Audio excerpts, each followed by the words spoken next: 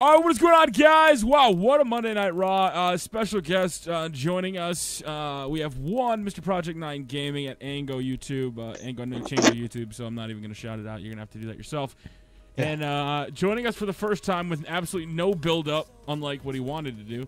Apparently tonight's so important, he wanted to jump in. We've got... God, I was going to think of something creative to say. I was going to drop a line for you, but Mr. Action Figure himself, GRIMSTOYSHOw. What a waste. Failed it. What a way. I failed it completely. That's okay. I got to tweet this out and let people know you're here, though, dude. You're kind of you're a main attraction. I only got about like 10 minutes. You got 10? Okay, we got 10 minutes with GRIMSTOYSHOW. Yeah, then it's bed. Bedtime, all right. You got to get up at like 6 to work, don't you? Yes, I do. It's awful. Let me just go ahead and tweet this out really quick. And, really? Oh, shit. I keep forgetting Angle. That's your YouTube. Yeah, I made a new one. Hashtag post raw. Twitch.tv/Tubby. All right, there we go. So we're going to talk about this really quick. Well, if you're only going to stay for 10 minutes, let's just talk about the main event right now. Okay. There was only about 5 minutes left on the show, about 10 o'clock. I was like, okay, they got to go with a big angle, right? What were you expecting before that? You know, you would think that Dean Ambrose would have gone heel. You know. Are you upset the fact that he didn't, though? Because, I mean, let's be honest. Like, I think it's a huge shocker. Like, exactly like what you said. Like, nobody expected Seth to go heel. And I think that's what made it more epic, dude. I honestly... That's what I just tweeted. I just tweeted that out before I hopped on this Skype call. That's shocking. And that's what makes the WWE exciting. You know, I don't want to see something predictable. You know? And that was great. I never would have expected to see Seth Rollins join Evolution or whatever they're going to do with it and turn heel like that. So it was fantastic to see. I absolutely loved it. Ango, what are your thoughts on it really quick?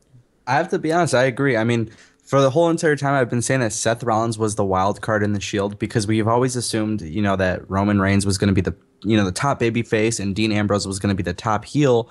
And now it's like Seth Rollins out of nowhere just completely changed the game. I've seen a lot of negative feedback on Twitter and stuff, but I got to say WWE definitely shocked us. And on top of that, Seth Rollins being with Evolution, I feel like it's a weird mix, but good for him because, like I said, he was the wild card, and this is going to be the time for him to prove everybody wrong and everybody that said he wouldn't make it far and things like that. So, yeah. Yeah, the one thing that you brought up, you know, the whole wild card thing, I think one of the reasons I'm glad Dean didn't go with the Evolution is because I don't think Dean needs a mouthpiece. Like, I think Seth's okay in the microphone. I don't think he's as good as Dean Ambrose, and I think eventually Dean will shine on the microphone. And, you know, I'm glad it wasn't Roman because this is something that, you know, speculated the whole time was Triple H versus Roman at SummerSlam. Yep.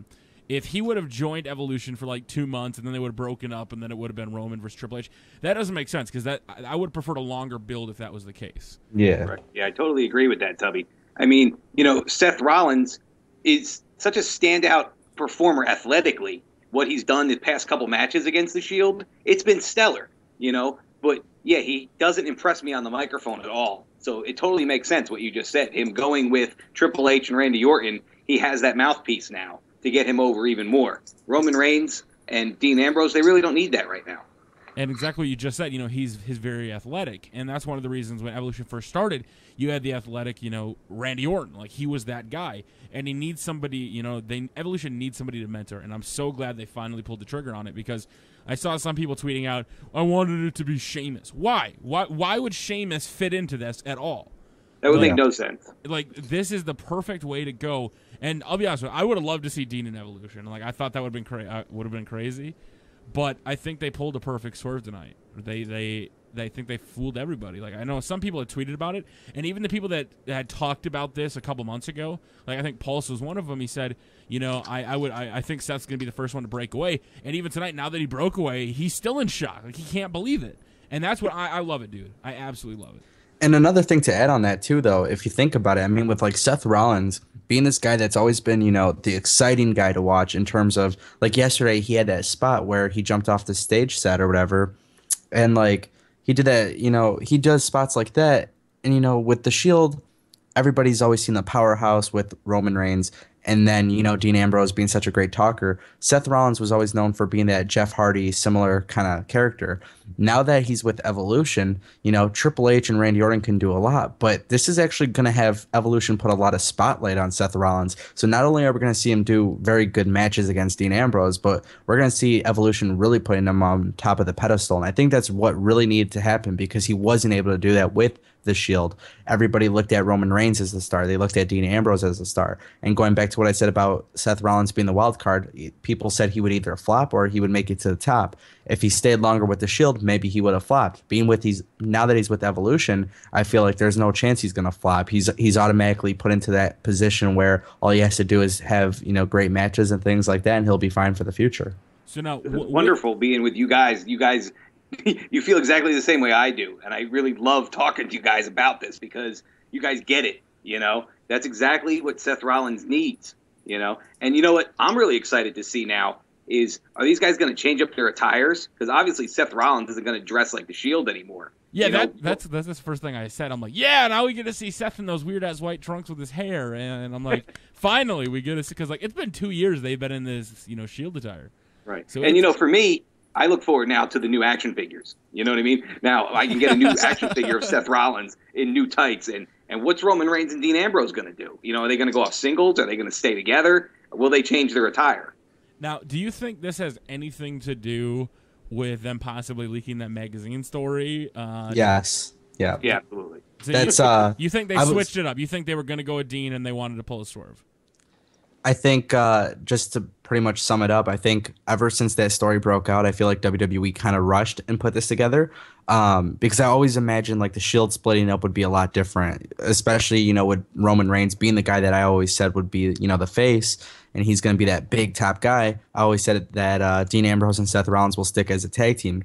Now that magazine, leak came out or whatever, having Seth Rollins basically be the swerve, this is actually really good because if you think about it, it actually does allow for Dean Ambrose to split, whether it's next week or a couple weeks. It could be Money in the Bank, but the way that I actually imagine it going down, and this is really just going to bring in an opportunity for WWE to debut the Ascension, but Seth Rollins and Dean Ambrose are going to have a singles feud, and then Triple H and Roman Reigns will get their match. And then eventually Dean Ambrose and Reigns, they'll be together.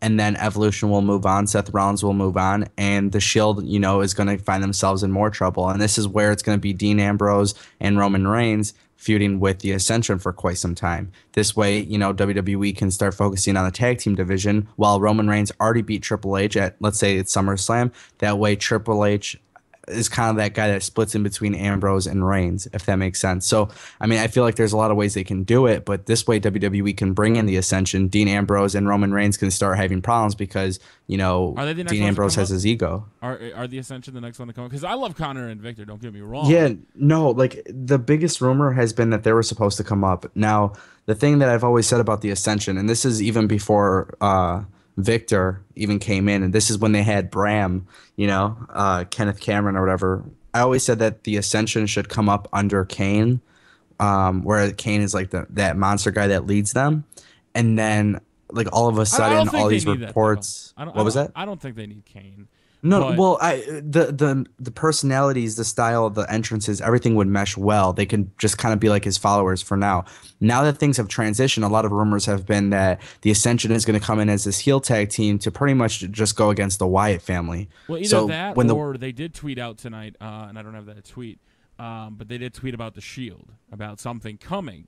And this now makes sense because, with Triple H having a plan B, and, everybody caught this, he threw out the heels from WWE, right? And they couldn't keep the Shield down. What if now he brings up the NXT heels? He brings up the Ascension. He brings up the guys to throw against him, and I would love to see that. Grim, I don't know if do you watch NXT with the Ascension? Yeah, I've seen them, but I haven't followed it as much as I should, as much as I would like to. But I think they sort of aborted this whole Shield breakup. It was supposed to happen like 3-4 months ago. Remember, they were really teasing that every week. At and WrestleMania, then instead they turned face rather than break them up. So it was kind of like, I think this was a plan all along. They kind of aborted that and said, you know what, this is a bad idea. Let's wait for when Batista leaves. We'll do the Seth Rollins turn. Nobody will expect it. And then, then they can bring up this new group out of NXT. And then that adds an entire new dimension to it.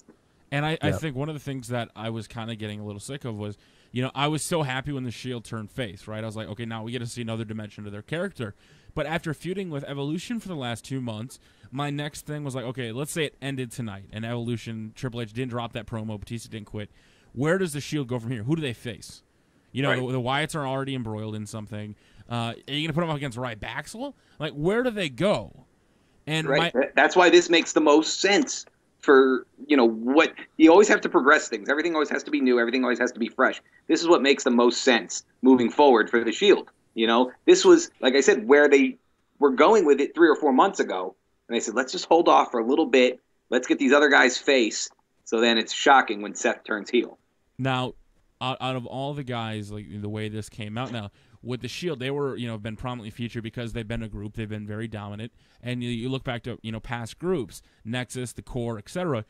Does this now, are they going to fade into obscurity? Or have the builds that they've had, especially like Roman Reigns, the powerhouse of the Shield, will that carry him and, make him not fall back down and be a guy? Because like as a trio, they were always getting featured. They were always on TV. They were never off TV. Now that they're split up and Seth is in another group, what happens to Dean and Roman? I mean, obviously Roman, I think, will be a star. Where does Dean go from here, though?